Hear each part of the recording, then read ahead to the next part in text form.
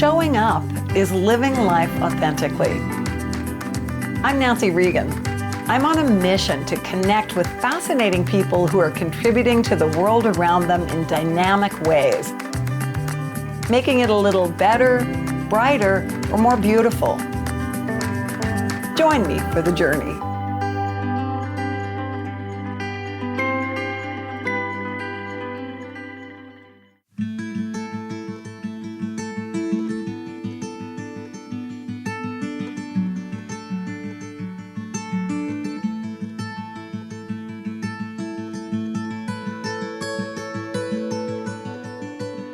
I'm showing up today in beautiful Marguerite, Cape Breton.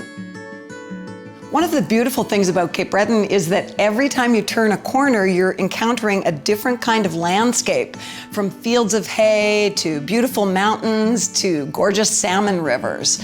And that's why people keep coming back. Like, talk about an experience. How can you not love being in a place like this?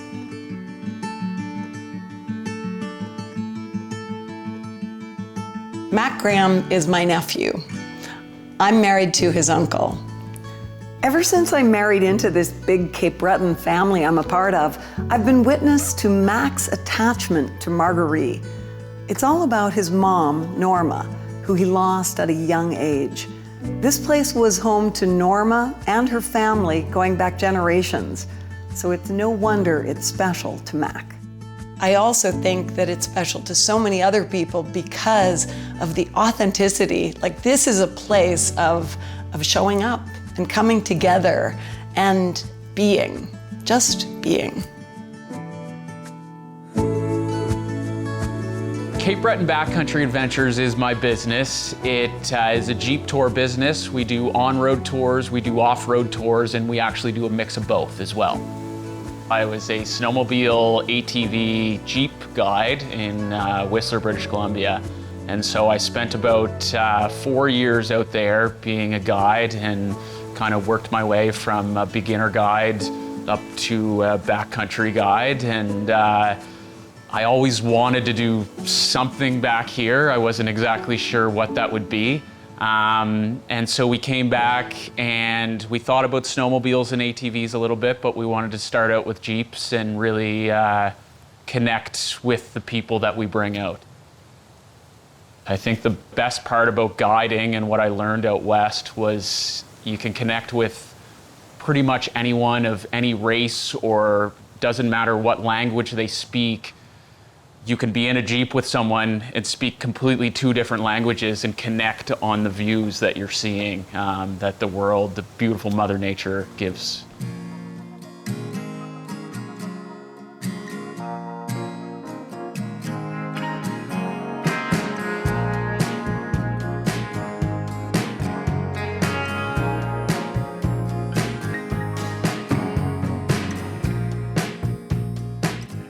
First stop, we decided to kind of start going down by the world famous Marguerite River. And so we went to this place that the locals know as the Boar's Back. I actually like to call it Oh My Gosh Corner. And there's very good reason for that. This is, I think, one of the most beautiful places in Marguerite, staring down at the Marguerite River. All right, Nancy, this is Oh My Gosh Corner. Oh my gosh, oh my gosh. No wonder it got this name. Oh my gosh. This is the Marguerite River? Wow. So this is the Sugarloaf Mountain in front of us. So the Sugarloaf is a triangular mountain. It's called the way it is because sugar actually used to come in triangular loaves. That's way before yours and I's time, but it's rare that you just see a mountain on its own in this area. It's actually one of the only mountains on Cape Breton Island that stands alone. As you can see, all these other mountains down here and down here connect, but this one stands alone, and that's because the Marguerite Fault Line runs down below what we like to call the Four Brothers over here. So this is 1, 2, 3, 4. The Marguerite Fault Line runs down and through that back V over there. And so from colliding tectonic plates, the Marguerite Fault Line created the Sugarloaf from popping up. The Sugarloaf is actually fully granite. And what a view.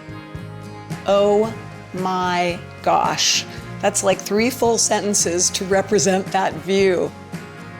Very, very iconic view for Cape Breton backcountry. It's on the front of our brochure, and it's a favorite for everyone, for sure. That's the sense of presence, just standing there and watching, hearing, feeling the place that makes people come back to Cape Breton over and over again.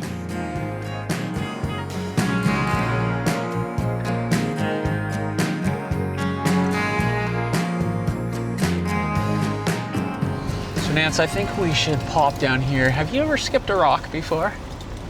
Mac, you have to remember, I'm much older than you.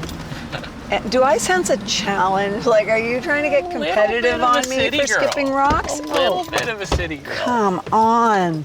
Let's go, buddy. I can take you. Them's fighting words.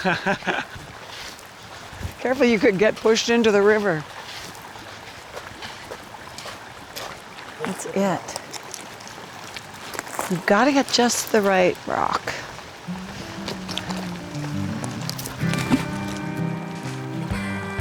And okay. No. Oh, come on.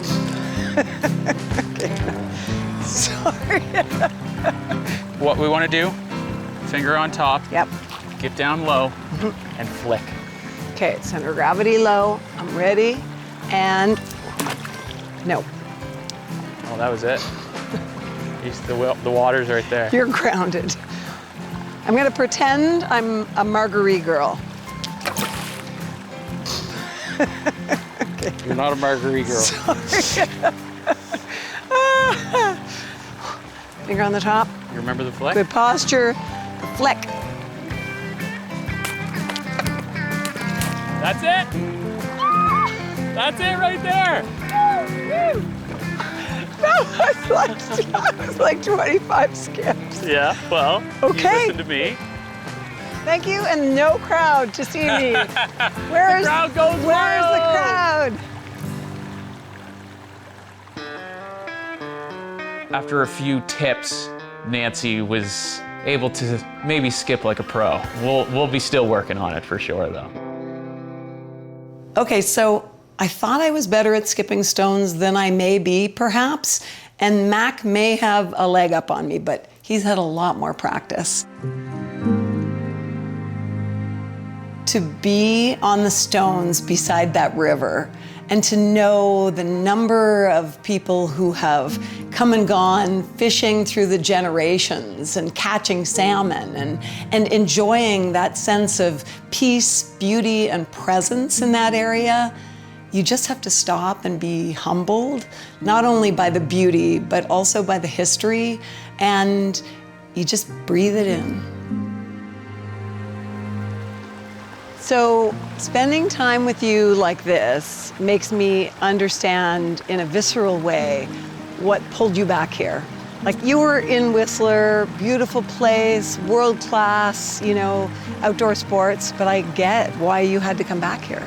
It's pretty amazing out here. I mean, just you and I sitting here skipping rocks for an hour. The only sounds that we're hearing are the birds chirping or the salmon jumping or the odd kerplunk of a skip by Nancy. And yeah, that's about it. But yeah, I mean, look around, there's so many reasons why to come back to Nova Scotia. Having experienced the beauty of the Marguerite River close up, it's time to do a deeper dive into Mac's story.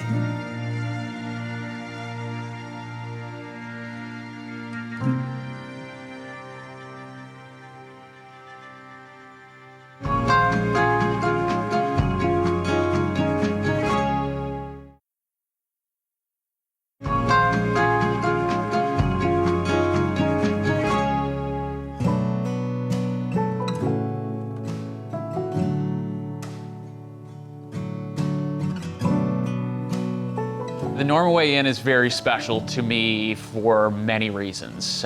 Beginning with my family originally owning the Normaway in the late 1800s into 1940s, selling to the McDonald family that owns it today. Now, the McDonald family would have been here and owned it when I was a child, but the innkeeper, Dave, is best friends with my father. So I have been coming to the Normaway since I was 0.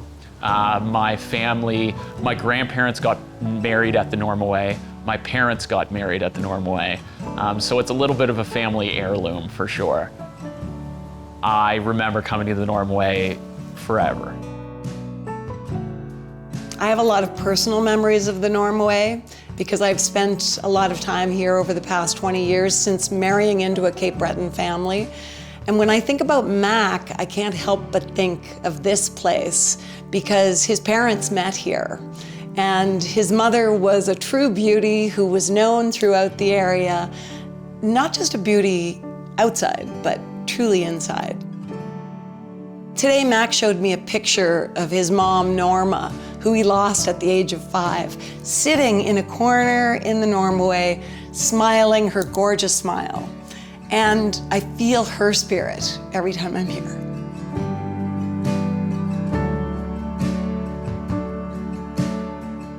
What's your earliest memory here in Margaree? I honestly think one of my earliest memories was being at the Normaway around New Year's time, when no one was here and our whole family would be here, and we would do little sleigh rides around the property.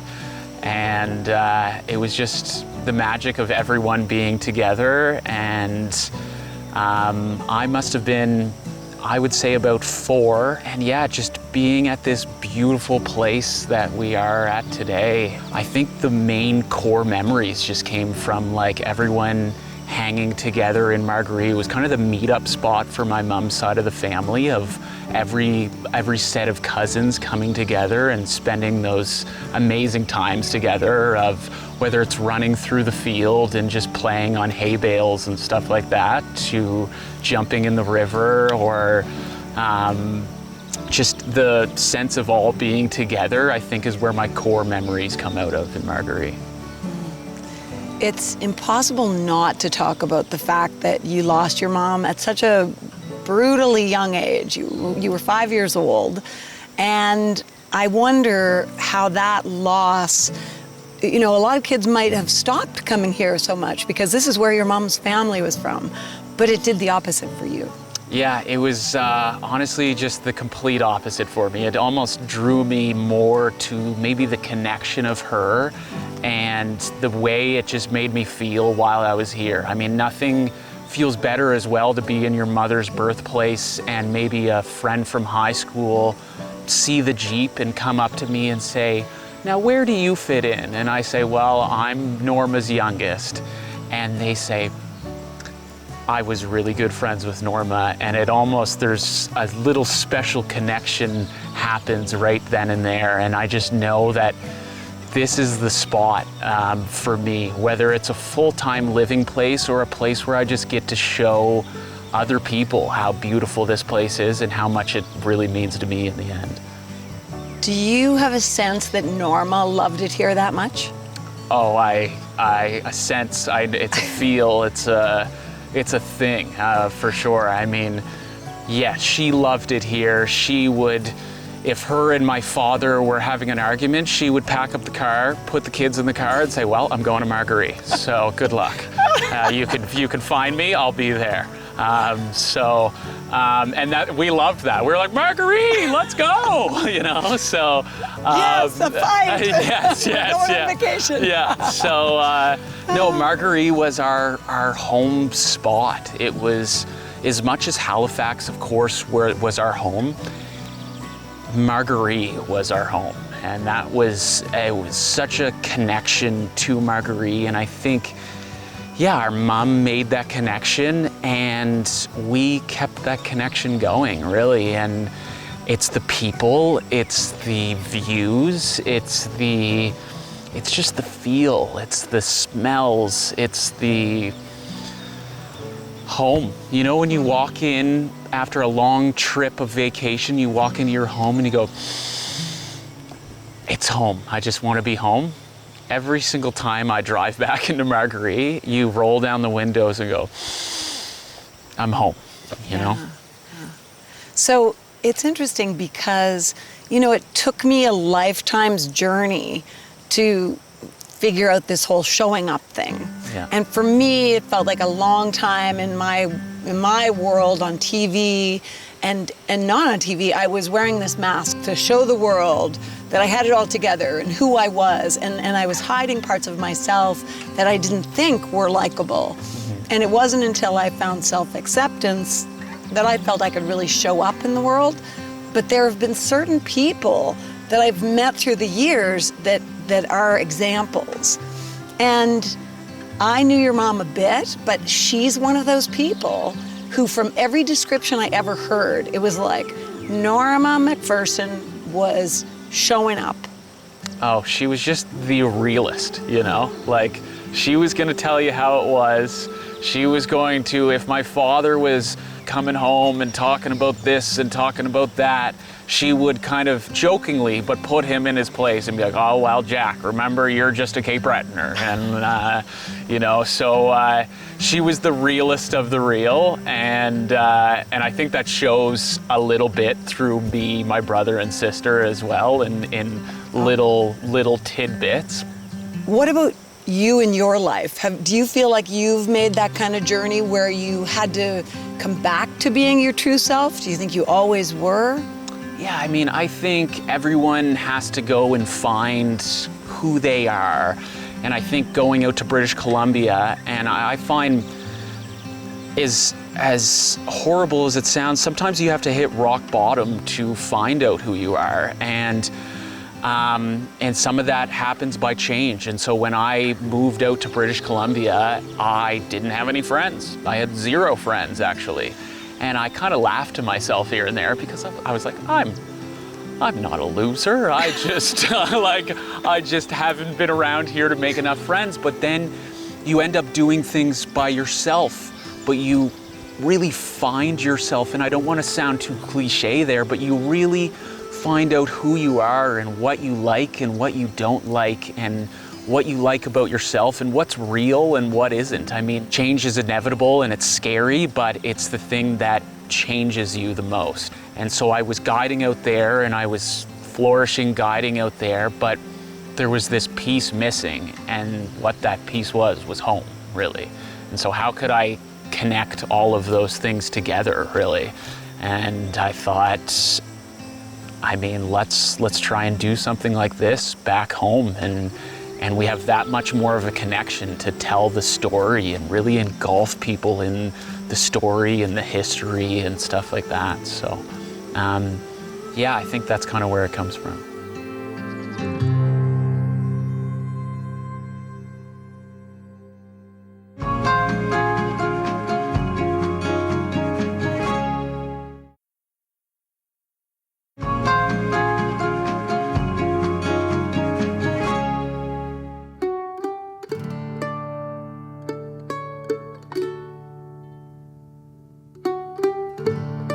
So here we are back at the Normaway. I've always loved this iconic pine-lined driveway, and Mac has some fascinating history to share. This inn originally belonged to my family way back in the late 1800s into 1940.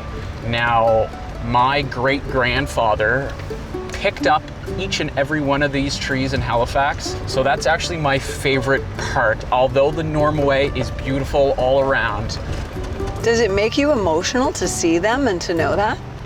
Yeah, I mean, honestly, actually, you know what? It's my second favorite thing about this place. I'm actually gonna go show you my most favorite thing about this place. Any hints? A little bit furrier than the inn owner. And did you square dance? I square danced. You really had to learn how to step dance well to do well down here. All right, Nan, so this is my buddy Eeyore, and we're gonna go see if he'll come say hi. Does he call you his buddy? Oh yes, of course.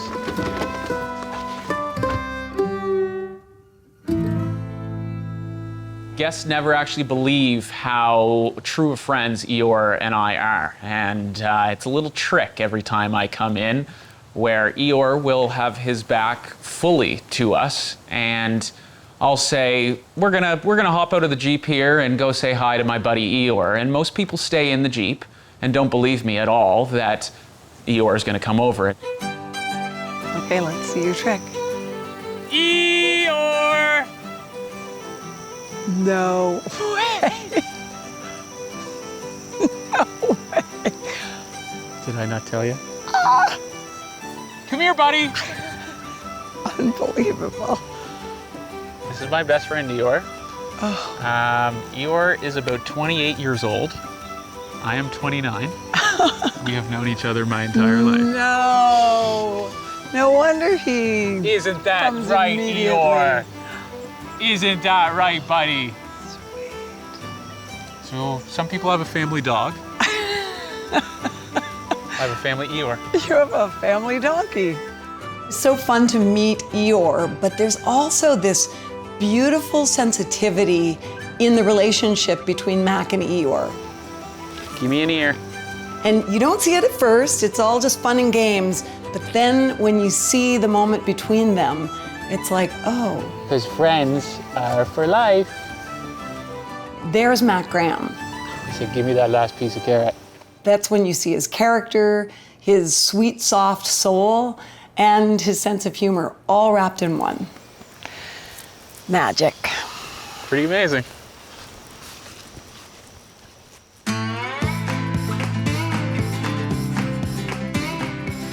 I think music was the first official language of Cape Breton Island.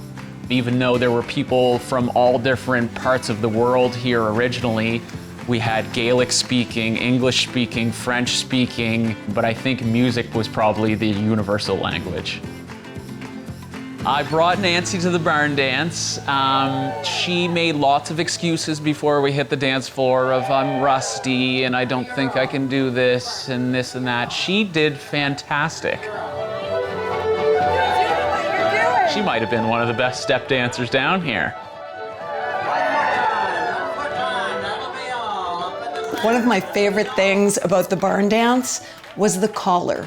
His name is Bill, and he's over 90, and he has been calling barn dances here for decades. Bill has been around here for as long as I can remember. I think he may be the most iconic caller on Cape Breton Island. One more time, turn to your corner. One more time, turn to your corner. Turn to your corner, radio. I like to say to my guests, this is definitely the most authentic ceilidh on the island. And that comes with the barn that we are in, the people, the music, and the dancing. It's just fantastic. This side. Keep on moving, keep on moving. Keep on moving, keep on moving.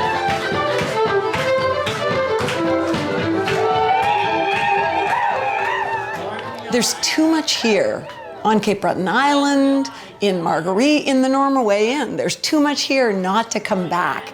It's guaranteed you're gonna have a great time. This is not our last step dance in Cape Breton. We will be showing up here again, I promise you.